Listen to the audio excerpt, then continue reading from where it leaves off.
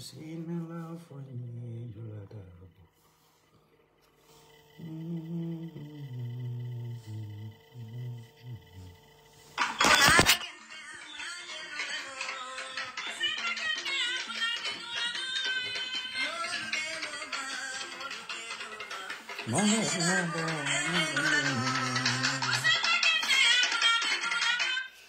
Hello, Wandifa.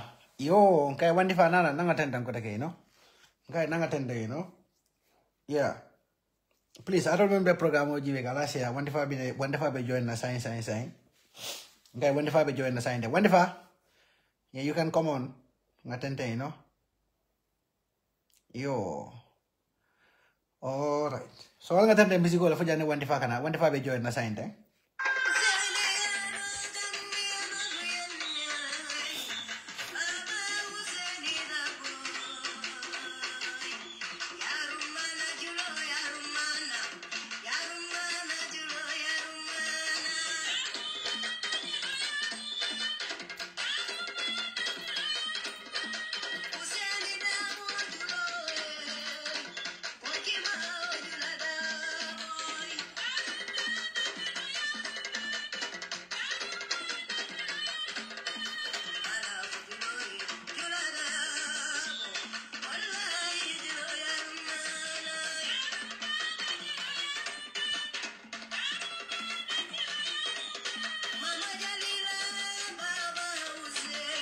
Thanks for joining. Allah barakabake. Allah barakabake. Program was here. Whenever been joining, been joining. So the program will continue. Ngana part 2 nga tentendi.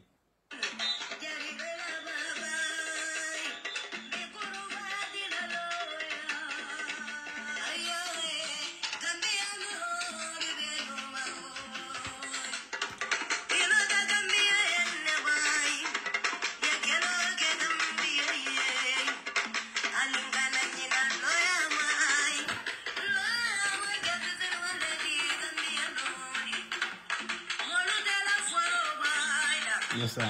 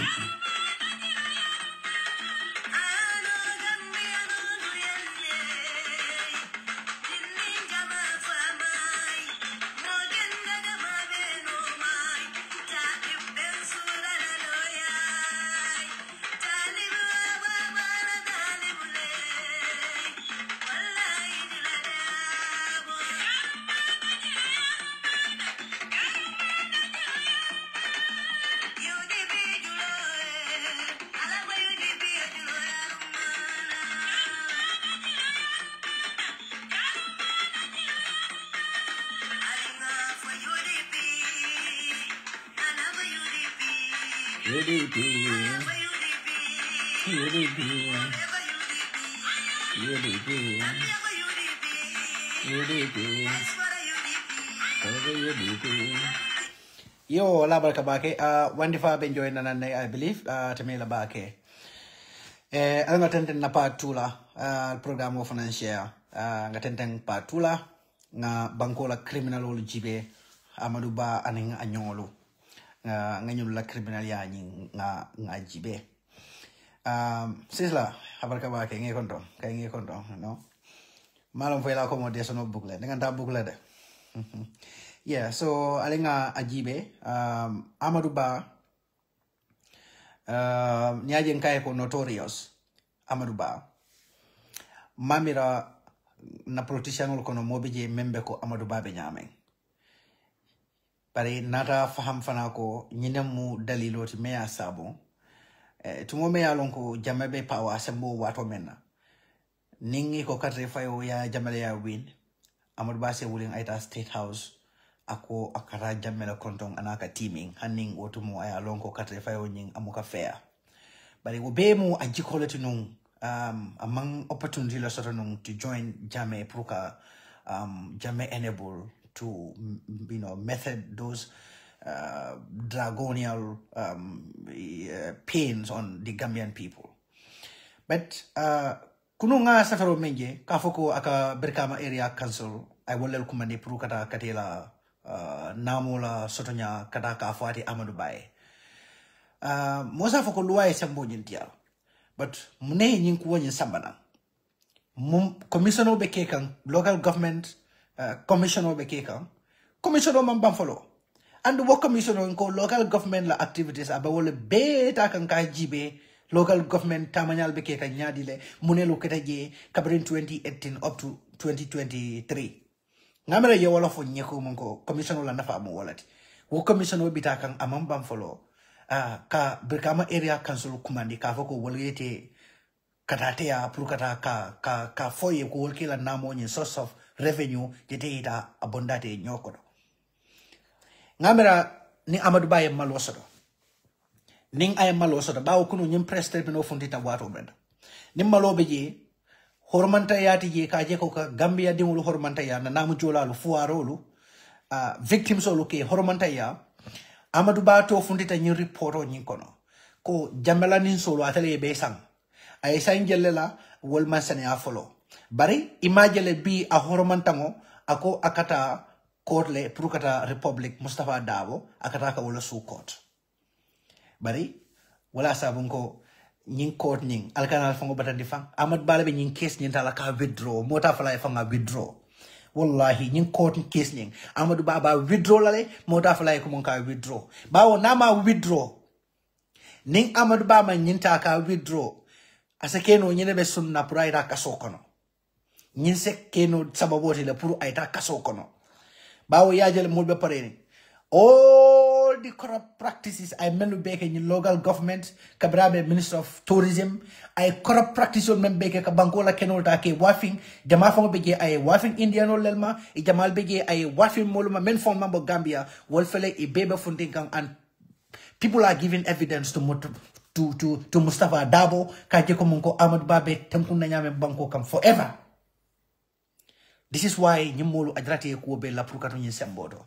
That is why occasionally alkambo ikafo adrate sayala pour kaje ko UDP na masakundaro because alonko UDP la masakunda is going to be a government membe kisikisiro kala kuola mente mo bindi la kafo ko kamol witch hunt but ebe kisikisiro kala kuola la kuoli senea banko la nafulo adunta nyadile adunta jumala bulokono yake nyadile ya dunde nyadile ando mota fula wo ko womu nyo bayndo lati banko la nafulo la Gambia di wole nyimbata men beke ni mira e ko 2017 kana fo bi na institutions critical institutions ya kaliya jele e bebe boy ka nyame loptanol to jibe but nyimolu ntang puruka molla kodota ye kodota dalilo men kam ya dunde wo dalilo kono nyunu ko wote kala kodota Gambia di to yala Gambia di la namo ikata National Assembly ya approve ye ya dondi ifonga la jufo kono wala ya dondi ifonga la hajo kono Gambia banko na sota fongolo men keta na states lands te na wetlands te Amadou Ba aning Adama Barrow the criminal syndicates ila wo kafo yin ka banko la wo kodolta ka banko la wo kenolta ka wafi molu menialo ko imanke Gambia demul fongoti Gandi ba wafi na fongo luale man sembo dila pour ka wo kenolta ke wafi so this is what is happening in the Gambia wala asabun they are all paranoid and nye paranoid nye man commencer folo Gambia demolu ndolelu benna banko la ficho nye define nye corruption o mon bebe ke kan ngalo nako wote dol badala pour ka bondi Adam Barrow kan wote dol bondi la pour ka bondi Adama Barrow kan imamoyle naler imetla ko ngako mo mbata la foka modol atol sifa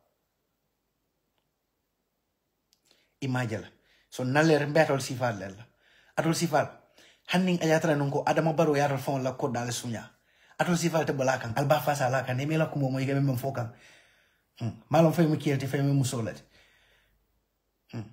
ni mu kielati ila ko mo bala falati because ila miro te sambala no dulato pour ite progress abako le ala bak nyamira sifa bela nyamira sifa be fon nikel melula alla ko mo bala falati ha bari ndebe kacha ke kan davento ni hakil mali ya kacha ha bankola property meya lonko a manke personal property ti reserve lands Amadou Baning Adama Barrow kaden kawolelo wafing kodonyin kadundamento momo kalong adundamento and you know what the wokodolu dundamento be fontindale andi be lonnale because bebe track la nore aliya kabrin jane commission on nata modol bije wali kodo dol withdraw ke dia jamela wolendo fe fon later mona ma mira ko what transactional be follow la no foye fontin ko akodonyin bora jannato adunda jannato so ning kuoku albake kam ala lon ko mon kata mabola no abe mabola no le ning ayatara nunko wato mi yalan kalbe sembodo bari akoytan tel natol bema hanning ayatara nunko munaketa fo ben toltar lan yola fatin tar lan yola bari alte tu lañi sembodo fu jande dunya ka bang andum hanning mentu da sembodo membe corridors of power fo saya itregi wato menna la kreba fesla bari hanni be sembodo le fo wato me yalon ko albotegi hanna itara ke bayari no fe ka kurunto le ebe ko mo senen la mol mal dem naketa nka yaji la commission oldo TRRC and the others jane commissions modol be je inata jele yela testimony ke malo lati kan amantambe kare sabala kare nani jamabe je ibanta victims ol nata ge yela testimony di amantambe kare kilin kare fulala ibanta haramati wala baluwo enyan nakanya nel miraje most of these people many be bankola nying fanko nying bankola sorry fongo beti nyakan nante ini mamare wala dolni mumuru wala fongo ko amadu babol sifal ono banka maloti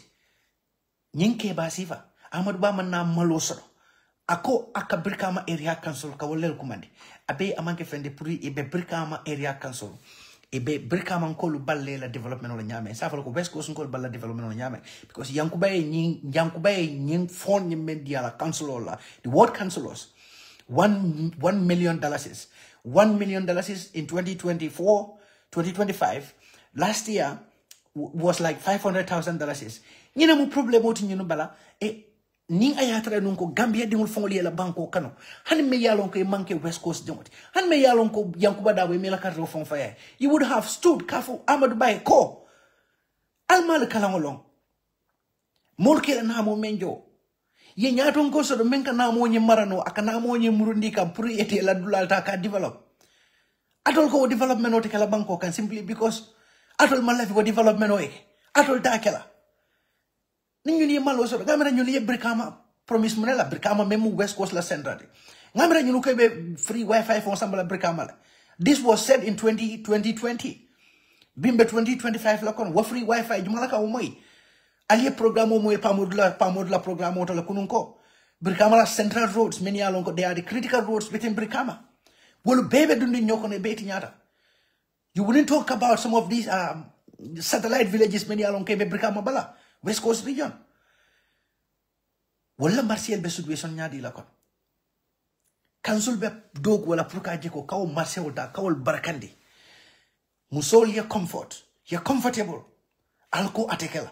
And now they're even going to the extent ka funding kill use the same funding kill many along ko in most countries. Wala aid mates all are the driving forces of the economy. They are the presidents, the prime ministers of their various countries. Ikaw funding kesi vale use pour karaka wuriye kamola dulta ke destabilize. Gambia dimul better la Brikama area council komale. E better la West Coast region komale. Amadou Ba ning Adama Barrow la ngalo ko wala mo la problem oti. Ni wala mo la problem oti. Ngalo naka dafa la but this is what is happening in the Gambia. The government literally is doing nothing to develop our area councils. Because annual subvention on many nakadi council so la pour fond develop annual subvention on many nakadi la pour la fait la developmental fund income ka development okay on their various areas councils Aliajele wo fonkol binyame subventional mukana. Wo fongo damma is an illegal act. Eka kodo nyentale. National Assembly ni tumo me alon ke benna budget o nyelande la. Wo kodo nyen ka budget care. Sa mune asa bon ke makadi council la. But yet ni mo ye vision no stop imkala vision no stop no. Council sol yela vision no ta, and they put them at work. Council sol fele bitakan ni me heji well Gambia la development o abeka bu council sol el block na central government will nada ni nyene kai sa ko hakalan road ajibe abela kuntuta alga wa hakalan road mem moy bar wana toto da kale ko hakalan road ada fam ka fo no hakala ka fo kakala yala waniba waniba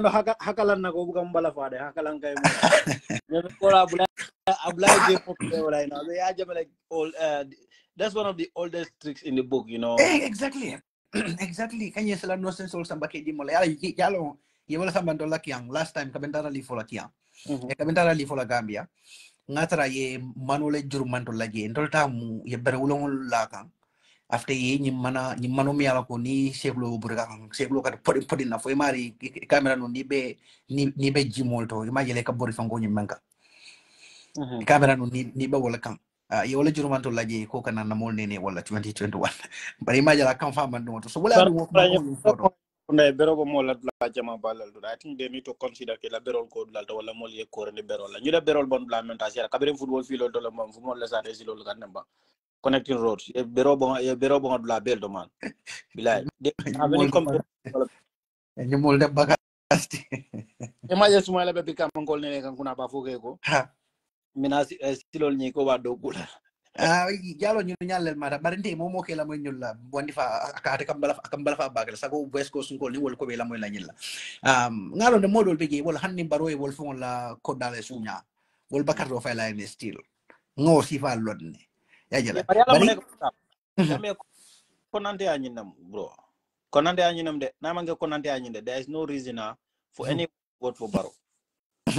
Most of them they know this guy has been manipulative. He has coming Barrow correct Gambia. This is the fact.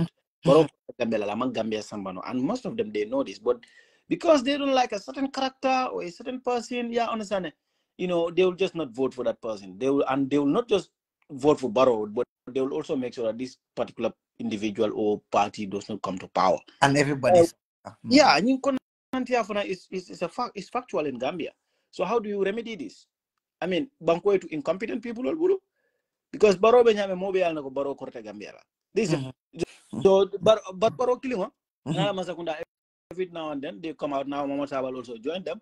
They attack the local government councils. I follow kasongo ikomol kagala tufo ato manko ato kasongo let black kasongo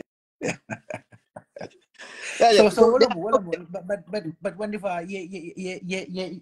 ya mento for nothing look nde atlok wo kambala fa bakela billahi alok wo kambala fa bakela because ne ajibe atela kay mom la political career be kada moneti afisata watu memfola wolo mbrabe UDP but ala political career be akita moneti akita fonkoloti ka fanya dile a remote control tool, like people use him used in the most sensitive and the most polarized areas of their politics. It can use Walla to implicate himself, assassinate his entire character, whereby, like at the end of the day, he will have nothing to be proud about. And the saddest part is like they don't think about the legacy that they are leaving for their kids, the family legacy. The problem is you cannot liberate somebody who is being held hostage by himself. Understand it. Moment about his political career, Abenun Diamond freedom also to politics and express himself freely, and I told you UDP. Jame used him. Jame used him big time. Jame used big time. Wala sabu to the point. But this is the fact that one of the of course. Jame used him. Kabela pareda along komongo, like the guy is learning something now. I am strong. But Jame used him big time. Wala sabu when they were attempted to insult the entire Mandinga tribe. He was the one that made along sacrifice, and I know that time there were Mandingas men who here that the men they were more eloquent than him. Many manika kaumoyati. But look at what Jammeh did. Jammeh used him to go and then insult his own parents, his own tribe. Yeah, Yalonde, let me tell you something. When Mamadou Sabal came to UDP, the reason why I take as a matter of principle, I cannot support Mamadou. I grew up, you know, he has some connection with some young people. Why? Because Mamadou Monkey came up body in the first place, and secondly, he was a young person in a position. You know what I'm about position or yeah, understand. A lot of us, you know, we love and admire him, kind of, yeah, understand. So, but the thing is, as a matter of principle, main the bondata was the fact that yala mol kanyina kuklena Mamadou Sabal ni ya jamla story is like e kamani ngol kamen fo nin toto mambula kolon kono bulol abondilal nyata. He's a weird character. Ika bay ni abay. I have forced into the system. Yeah, bay. I have forced into the system. Yeah, urale no. They strip him. Maybe they don't know, or maybe general. They strip this guy in Banjul. Ka tamani bang sade kono.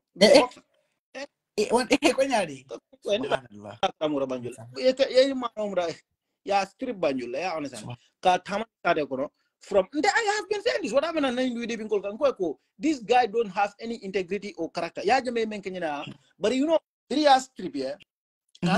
Today, meter Banjul mile to is about 1.5 kilometer or so, 2 kilometers. Ka Blandi Motola, no, they took him. Ka Blandi Ka Tamani Marse. Customer bought. Yes, it's a fact. It's a fact.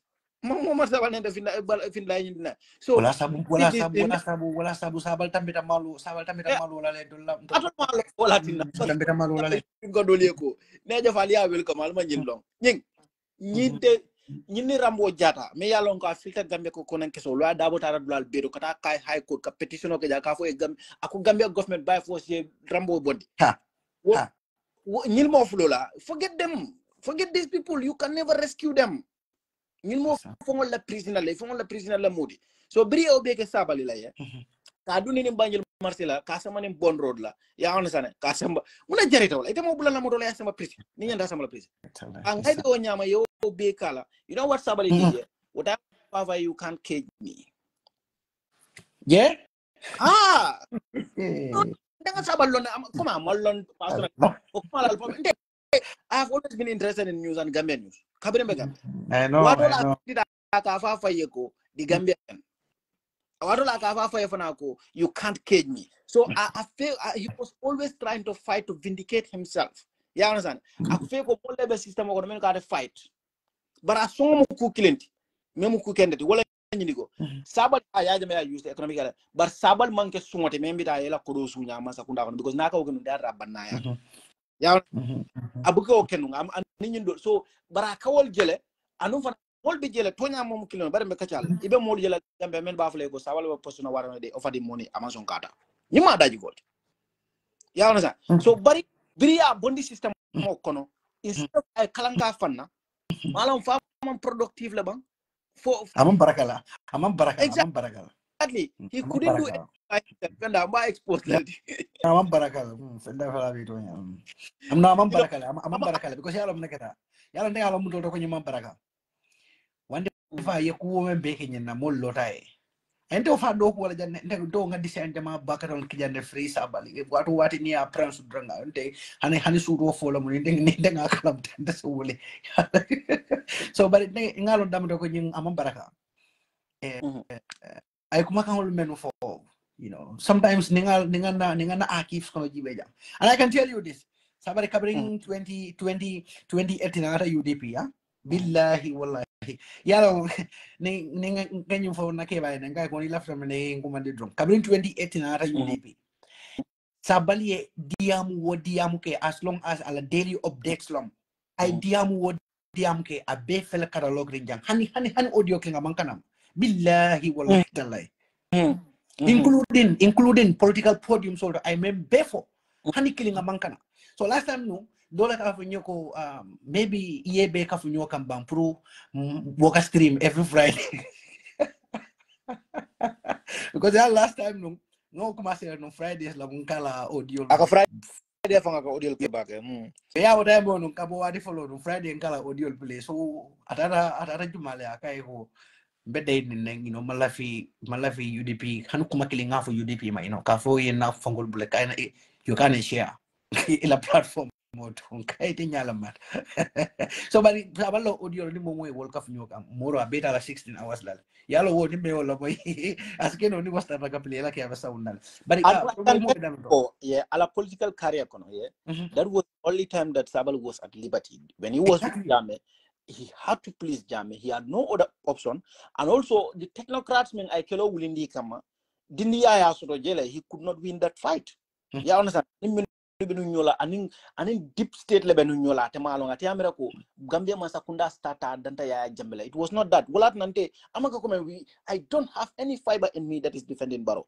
But the problem in that country, yeah, is way, way deeper than just coming the head of state. So whatever sabali ba throw around kang, atama understand. Now the system you can't cage me. So I kid your bagel and yajibe mamura no fenda me alanko. I cook it. That was no concrete evidence by the way. Exactly, but he was always being thrown into jail, humiliated, embarrassed, dropped from the system, and he was always trying to get back into the system. And I was like, okay, if this man has any sense of like self-awareness, integrity, why do you want to go back into this system? Reject Jalo wandifa maningol kamang fo hadama dingo ye fongo ke moli nyameng you know ike muta wala nyamadi. Yo, so and the other reason why Sabal should have been a red flag for you. Yes, Sabal should have joined UDP a long time ago. Yeah. To affiliate. But Amonson, what he chose was to be very frank with you. I don't hate this guy, and I'll never lie against him knowingly. He has never been on the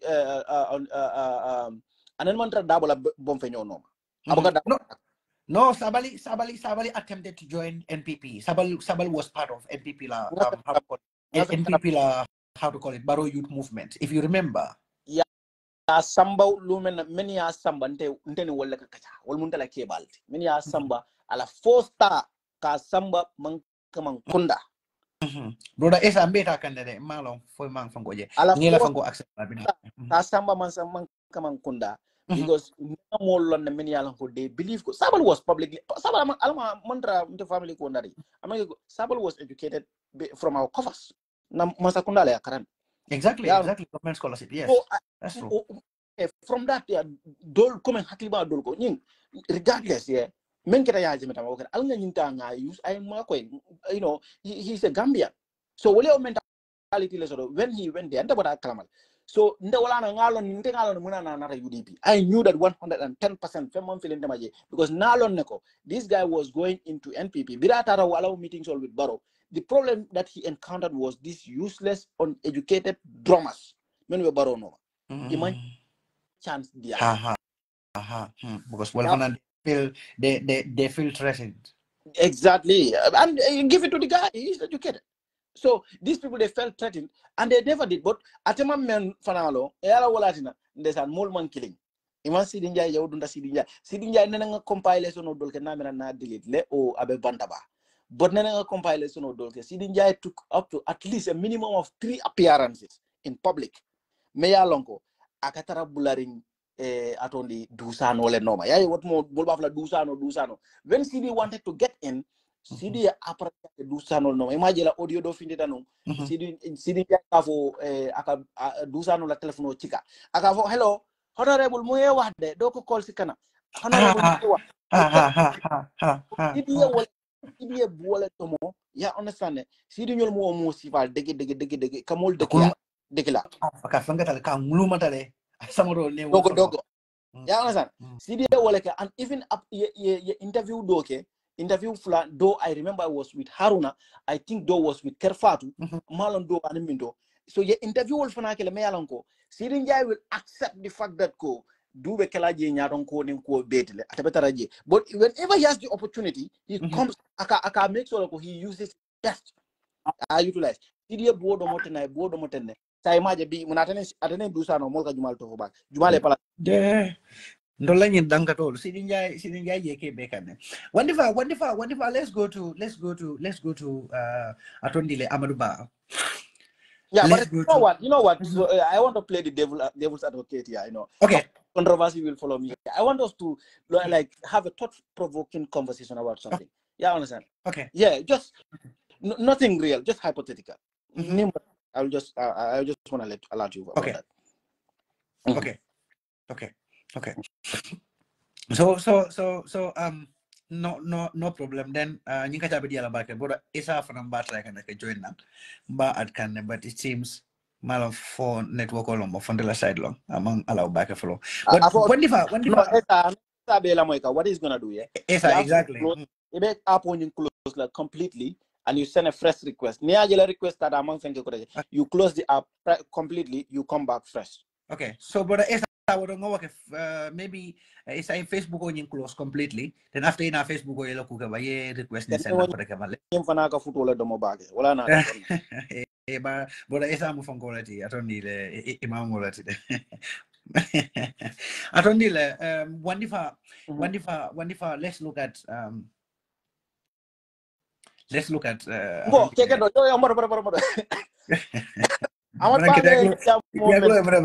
yeah, no, let's talk about one of the 𝒂𝒄𝒄𝒆𝒔 men making Gambia.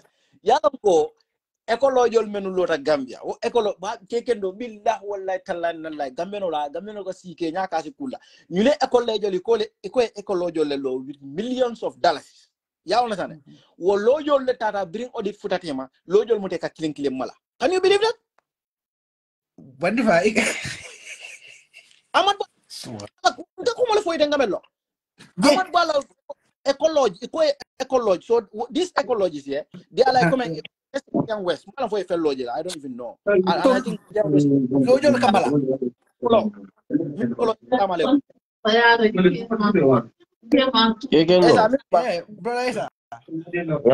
ngal kondo. Guy, welcome. Mbeni jemma yado mama dum mi telti so sane kunda ko wala sa ka be fe jola mbadunga no kanindi wala so nyile menke ya kekendo jana ko lalle identify within the country ko nyanda ecological level so comme bundingo mi alongo ibalo at a place mi alongo maybe it's an environmentally attractive area understand right so this yenyu lola across the country. So, but audit for it was a scam. Kodomen Dundaje was overwhelming. Each one of them cost like millions, but ye murbungol lelo. So, bring audit for them, ika jani. The baka boy. Inga kumale for them. And this is on Ahmad Bah. Wala nanga ko kurfenya fay kol men ka Gambia billah wala. Ahmad Bah soron. When the vaka mo yindim babo Gambia like you know this makes sense. Minister of is it cannot make the headline because akaka wulo ko na yalong ecology ka lole abukalo residential. Ecology is an environmentally attractive place. So Qatar isolated places. So they try to make it look like any wildfire le nyoma. Yinsifa like the Minister of Petroleum ni haglo bakan when the investigation was started, some of the facts were revealed, damning facts were revealed. Dimbabo de haglo bakan no. There is this ministry also. I think it's the Minister of is it Justice Minister? Justice, right? Fisheries. Okay. Fisheries for Nayajala Kabiring investigation was launched at Fisheries. Details all funditanang, facts all funditanang, Janning cool befangala Dimbamala or Fana, eco dimbala. But Navek would they both talk back at but this is very serious. But I just what if you know what? For you? Can I just summarize Navek? Yeah. Like I always said, Navek is being run by somebody who has a private business, like a water and electricity business or a kawaleke. Galos. Yeah, understand. So ndeka nyina for Gambia no like Galose di man la fi Navek baraka because Galose di la business o multi pour ni government man crown supply no wala geo adequately. Ya contract ko dito la. So Navek is not going nowhere. So okay, so this massive conflict of interest can enjoy as if like need or phone money kalam, but like sometimes when they find phone because who would imagine like who would expect way life na la nyato la ka phone la business so far. Wato men nebo appoint la anin Nawek be conflict la kono fay Nawek samba office of the ombudsman. Bira Nawek samba office of the ombudsman I was seeing so abije Adam Boro because Adam la friend la Adam na appoint bring Adam ya appoint abije office of the ombudsman can Nawek save about the problem between Nawek and Galosedi's company ada Galosedi be seeing as Nawek MD Galosedi ke respond what we tell malum ke yin appoint la already for The system is corrupt. Allah Akbar. Baru nimbang ko kang kubek So kan I'm nimbang ada ko. all the people that were responsible for that I will be able to buy. Obadi jay comes kakmo summarize the project o dodi na Gambia soldier rolla Gambia Armed Forces amal fo ila Marine Corps lam fo jumal lamba. Ye project o dodi wala ya understand. Nawe atondi galose di nala muso ye committee form me yalan ko galose di la muso si da committee do. Wala tara yo project ko fana busi ku soldier rolla ya di fo la company la. Wande fa baru nga broda Esa fanga broda Esa na nying topi ko nyimbe ten tanda moy roy jet bla maja suave so broda Esa Egendo. halo Mbal. inimbara kori Edimbara. Kena fama kor soma ngwaro laje No. Dala just etle exit at this side. et la kata okay entol baro nyaro almost half past 9 entol la Yes. okay Guy mbal la kacha la mweka bag. Allah kacha is very, very interesting. wande fa Guy mbe wolfo na nyancho dindi mkondo na ngejo kay ngejo you know Yeah. Guy albe nyilla diamo menfoka. Yalo kendo Gambia be nyama. Gambia ndeka vola ko mbeta kam fen ko this is what we deserve. Feo fembe la Gambia no fond la Kenya la. Because since the beginning, Tele Masakunda entertain because of Ndamba hatred against one another. I can understand. Kunyi Masakunda Kujama like Kenyan Banko Kamea Loko, they should not work freely. Definitely. Without taking them to accountable. But Moli Bula Jele, because Muna we entel Gambia not based in the against UDP la. Ebe kumo betale balala UDP le tata mul kamfandi nyokama ka siol kamfandi nyokama isai ebe menna dron bankola resources idam bound bata kai katala nyotema e ka understand so ando men fama bala fati ntella ntella oppositional la site ni ajube you know Gambia oppositional na manke UDP le opposition to bankoka because ni ajube very command ni ajube hani esa falla supporter sol nte manda TikTok bari ila fenko jama be jen kasutol ila concentration be against UDP ntel manke esa fal fana namol esa falla mol ye they Wala hate tanda onlo UDP ni waro ke kono rema mbogala. no ya democratic well they hate UDP like said so it seems like well they are even going after UDP like if UDP is the ruling government so that shows that President Barrow he feels so comfortable he feels so safe in that country because I don't know coming woman there until Gambia the thing is we all know the truth we know the reality but we don't want to say it that is the truth because President Barrow na alanyi masakunda brinata concentrate menka wala mko to spread tribalism in that country so yalo ko that tribalism is working for their favors because nita tantella you are arma for 2021 campaign kekendo billahi wallahi tala coming individual la audio leta many alo ko nene rolke dol fam be mo malo fol fam UDP let because nka ko mol ke fanke UDP te ka mol nene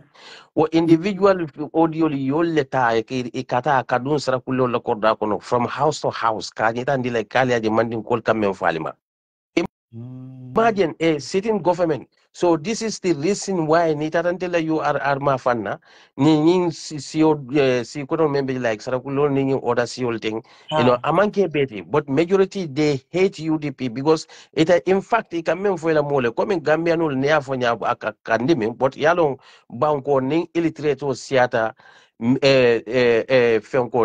literacy is very dangerous. It's hard to understand to make those people understand. Banko. Yes. I understand. It attached to the length that they can for in fact niaje UDP Barrow because of Kasarakule Kaumenfo. Imagine how can anybody with your five common sense believe such kind of things? I can't understand. UDP la political platform also. UDP la rally to Sarakule Kamul Kafuye. So wala tina say membe kere na banko kan yalon mol mamelo ni sunyaro membe keta ne ajube ben nim fenko koma men list men ma funde mol for but tende list men fundida. These are the individuals surrounded themselves with the NPP, with Adama Barrow. Ne ajube NPP buka for resinke. And then there is no journalist in that country who was, who will say that let me investigate where NPP is getting this money from. Because NPP man kodi so. Among kodi table as a party. But why are they able to pay their regional constituency chairman to regional chairman? They have a monthly salary, member Lord Wally. Where that money is coming from? And pay people. Who even bother themselves to question those issues? And these are the exactly.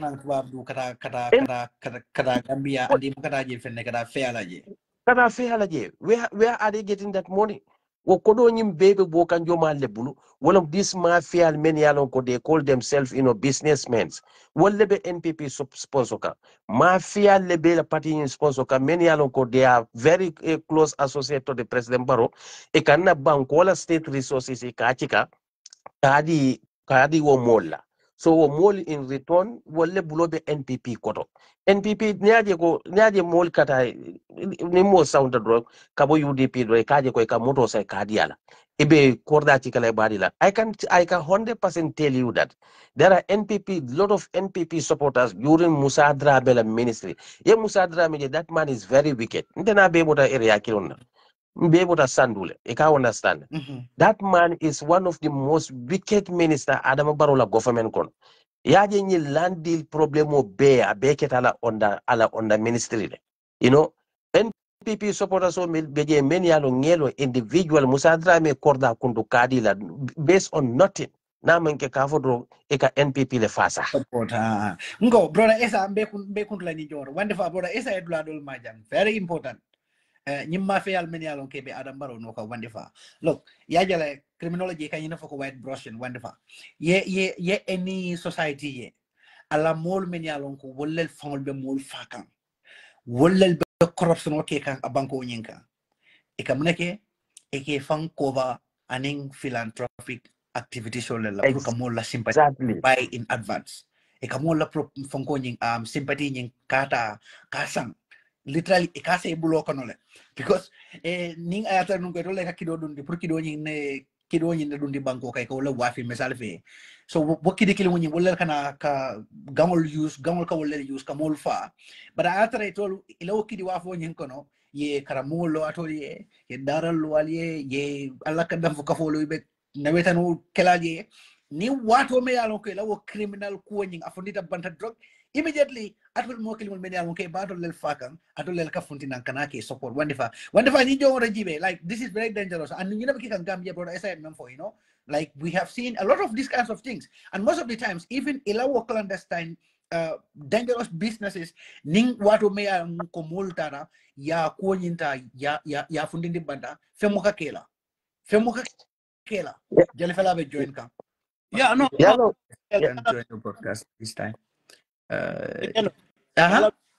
membe kere fengo fenga kay mlado fende kele ko jalo singo be foron kan tan de ko anu ko suti kuma balo fana ka menje o manke kayre Adama Barrow ay menke nyin dulado nyin ala nyin masakunda ko ku jama keda there is nobody is même blame no men tambirat la barata tabe kala jama be ni be to nya fala nak nte fe ak ni de donc responsibility because at lem president responsibility but comment nyin so called elites dolza boy karaba avenue elites idole nyota ye nyota tambindin nang bala monte nyun nang esa falla bi esa falla la interview ngalon ko yalla may la dol fon me yalla ko ndamanje like ka kan la modola comment ka kumo fo ke fon tatu je yalla mo man correct esa ala dinol be nyun kumo be fo kan desan esa la diamo be aka men fo lem ha nte man fenta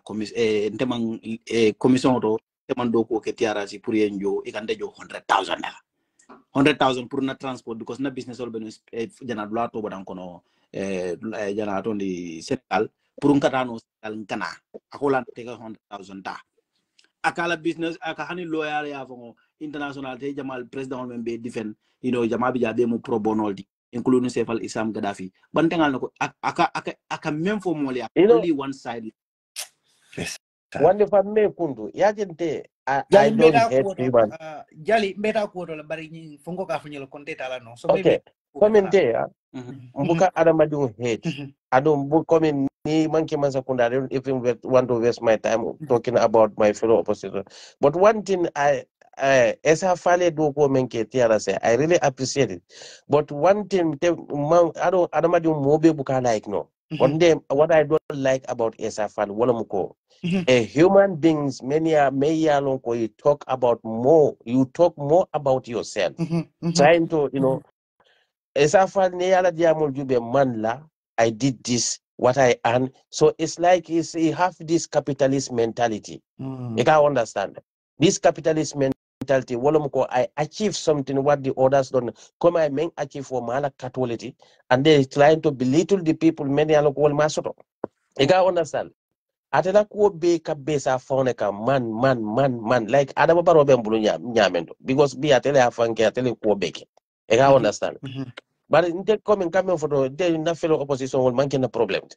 So But isa be fali Gambia be yung mekono. condescending tendency lo so do ada fana bole juska. But I got them do fana thing like isa fala mo brother isa. Ito nga mo na kawala. UDP mo na kawala like Nothing isa absolutely nothing. They don't have to believe Nothing. dabo bijele fenke bijele bari ndesan diamo bebe keri iman dabo to moje because minagera yalon dindingol maybe iman cool understand again I repeat for them Musa Drame amata ba tembedu wala mono ministerial so called ministerial commission menu marta no nyin kolla so wala itolle decisional beta dabo was not part 3-man minister lo mo so ya In wala sabu whenever you go to repeat very important. decision dol fontale without the informing even finance for Biden finance minister Ahmad Saleh. Minister dol minister ko tem man fengalam tagi na man kenyi mo saboti whenever ka damo to fanante wolom ni minister sabol da malata but ya yele ni ba ko na yage ka mo fanyame yage ni ba ko ne ka ko in the ministry committee whatever I think that's the term Dr. Kame use no kunun ko so nimme yalon ko ite wo funko da mal sa je ko mo sa ite ma di side la mayen fenka at this time dumalel mo minister je Gambia so ite mari you will assume ko wo minister beda be yele they all sat down ye negotiation on yenge and they agreed ka je ko bonko nyan naka nisol wafi Amadou Balema nyan naka jamandol wafi no so kunu kali ko jamela jamandol ye beta so ko so yadra wo jamandol musical set sol bele ye manda kekendo musical set uncle, yes, no fana jela because to ye matala. But maybe askero weta na dusaro le bulo hono puru ayo pack dan na follow nin ko tinyat. I already yalo deciding I'm already the banko yes. the labanko be situation no mento kekendo we have to be very careful. Definitely. Coming for mafia le near banko control.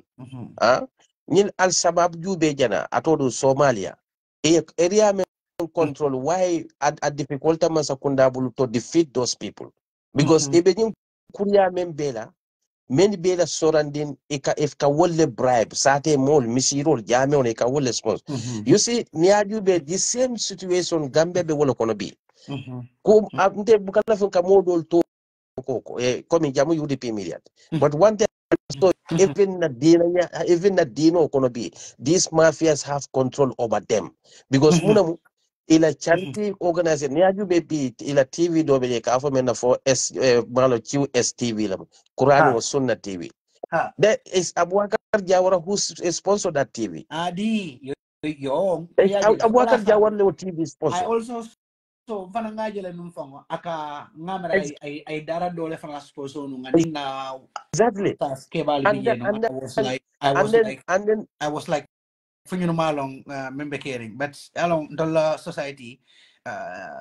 sometimes I jakalo ko it's very nyile menke itatale saye population no manipulate and they are very comfortable with that wala muko ika kwolike say bari ka try le ka shift to the opposition and don't need the opposition is along automatically they are talking about UDP because these people they know that there is no opposition in that country apart from the UDP UDP wala mu ina nightmare and then can you follow every time coming to sometimes to nya UDP ka try le But there are some issues, many local cases, many local UDP should not let those cases to go like that without challenging them. And then that's why Barrow feels so comfortable now doing the things many local is anina constitution of Rwanda. Because ni hakilo baka no, this guy, how to call it, Alaida Banan. Ala Gunjurungo. Alaida Banan, he don't still, ala korda felen, tell a brother korda felen. Not how that they invite gele, Garila Swoko. You can understand. So there are a lot of activities. Ala muso fenke, muso nyinto fela botam kono. You know, muso still love UDP.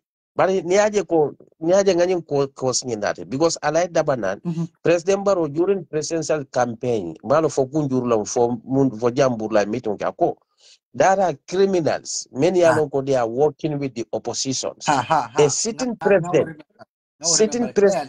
kalaka fo ko nga criminal lonne. Many alonko in opposition level do kola. It as a president, and you are given the mandate to protect the life of the citizens and their properties, and to protect the country from the criminals. It can no more nyate ka fo kontele criminal londe. Many alonko in opposition level do kola. So niaje bira wotambitarek imaje biri debite fenkol be botale muneketa itata boy alaju konte kan yala accountable befres yala accountable befres iko a suspecta kwa ka money laundering criminal activities are koleke because ye bune believe so ala konte ka UDP sponsor. Fine. Niko luwale yamuta, nobody can challenge that. We can say okay but we are accused but imagine ite more accused side UDP mistake okay. Sometimes we let the things to go without challenging them, and that is very dangerous. Because and nobody should be intimidated for your based on your political affiliation or choice of your politics or your political party. So yo kuonyinge ala kontela control beta yala account of befres ya accused by criminal activities less than 2 weeks wo party killing una data ala contenoma e kai sawne ko and there's up to today nobody know ala kontela case benyade whether yala control so why should we let that? Because of that's mean they intimidate allied contact for it criminality. It's a bota party birabe UDP kono criminal but birata NPP akata moneti abanke criminal kasongo jibe konyi last solo me alonko the same thing exactly okay kudeta la board sabal fanana and they are doing and then these are the things every Gambian or whether you are UDP supporter or not, we also condemn this because this is intimidation and the violation against our constitution because we are intimidating the citizens based on their political choice. So if we want accuse criminal activities sorry nge fangaji ni efo yene nga sa como ke fanga mum farek molu kala ko do la Gambia ndi akan jakal sometimes wandifa akan jakal bakela because yalo nying yenyu fo momoy man ngol ni mandin ko la mamari ta ba fle ne ko nyon na fiki ya kule be keren to nyata koma because ite kon temo sungolati iko nyanna kata kasola le bawo mantare kan but nenna te kan sa na wo suya ani na wo kaskonda ibo be baydale ya ma to nyabo ko koma no yeah that's it and no to be honest ndé buka jam fa alaj konde ko baake for a reason wala ñu digo the problem is you have to change the way that business is conducted in the country as a whole. Yeah. Wala business o ka Kenya di la Gambia ñun jama bi they are poor like monsieur ko ñu know okay abogal jawra men ni mol bu ka hañu fanka to fo sa ni ko bat sambala do ay samba kitiol ka ko mol samba kitiol okay abogar ni ajibe a few years ago was really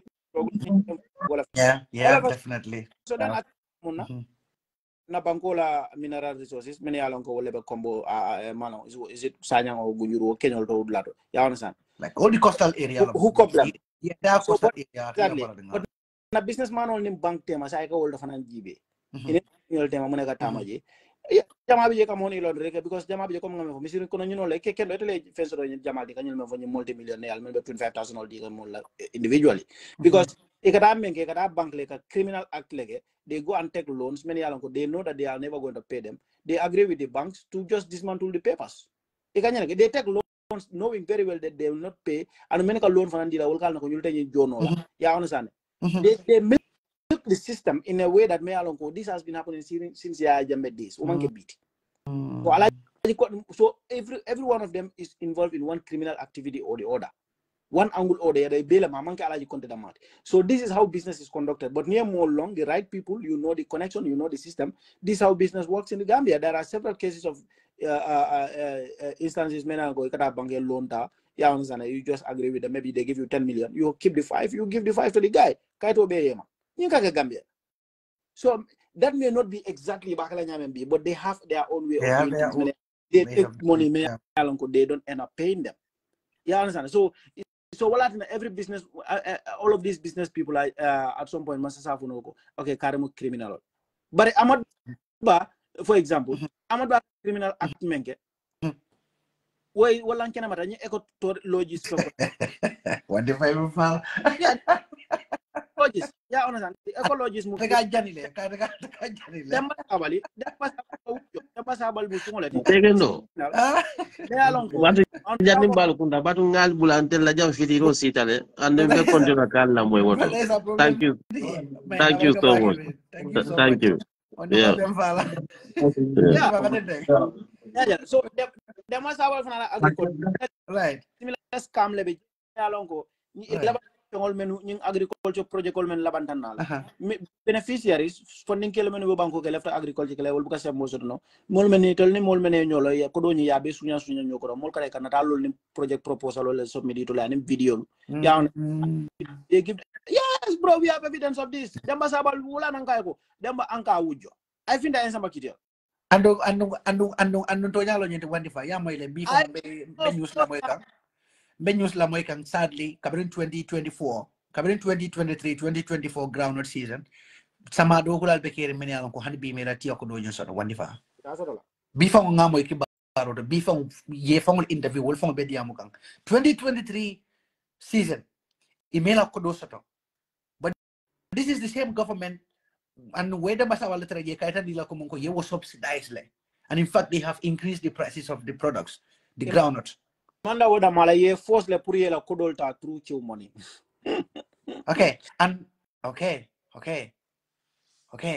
and no and some Ahmad Ba ni dem ay be ni mo flo be sun kanya bakilin fakiling ke be mo si fakiling there was a time la masakunda programme o meka gan sabu masakunda problème because o manga programme e go news conference o men ni data je kadde mbaje nabe diam la wado wadi akam demba ka kodol men fo e mo bu ke mira no fo kan distribute Gambia min do but na ni tamata Kairaba Avenue itata batil hadin highway nyolto itata stick ka bu jamal je bu nyimalu ibukalo men jamabi je mala wol tande mino be banko ka you know why it's because of this project monies la protocol submit ya yela ye multi-million dollars old dealer ye kickback le naita dango dro ngola na dolbe je flyer dolbe banko kan ka project call me indicate well they are not true this is what we are trying to bring to the attention of the president ko nyilbe scam kanne demma sabale ta funding ke dan line up wato mena barota ramal fo masu kan kundala fo min dole ba ka fo ko men ke to 50,000 a diwal that's chicken change the big money where was the big money yo tala funding ke jumal tema jumal le submission okay for yo kodol dila this is the problem this is what we want the president and this and his government to understand ko this kind of caring system oko yeah understand so ñilal be caring but they don't want us to talk about any of this wala na dem bañol dol ka fo be ni la jade ni la ajarse fambe la pour kana dem mbata ñin agriculture project ko felenti nata mamme imaje ko bu ngo fintita me yalon ko iko demba sa nga mag jane la yes I've seen it iko demba leta yo mo janyadi moro ilata ko moment ara Gambia minister bi mela banal their salary is like about 50k that's like $1,000 yalon bobu ngo ñi ñu ka fa like 1 million wo bu siata 2 million 3 million fonti la because bunga sera 3 billion for because ntengo bunga well, that's very expensive huh demba yo ko do minto boss la monto demba sabala boss demba ko do woni minto demba la salary is about $1,000 $1,000 abe damendo adu ngal ko currency difference mu nyawnya demba la dimba ko na delta lifestyle men na la dimba be lifestyle men dunda kan science de it's almost the same like abe no America nyamen wrong you know different to war but you phone phone nyamata $1,000 that's just like 50 something thousand dollars woman fancy woman ke fenda phone no I maybe at 1,000 of phones because malam yeah adjustment odol ke but yalla they are entitled to certain allowances ikay fanu government that's true yeah understand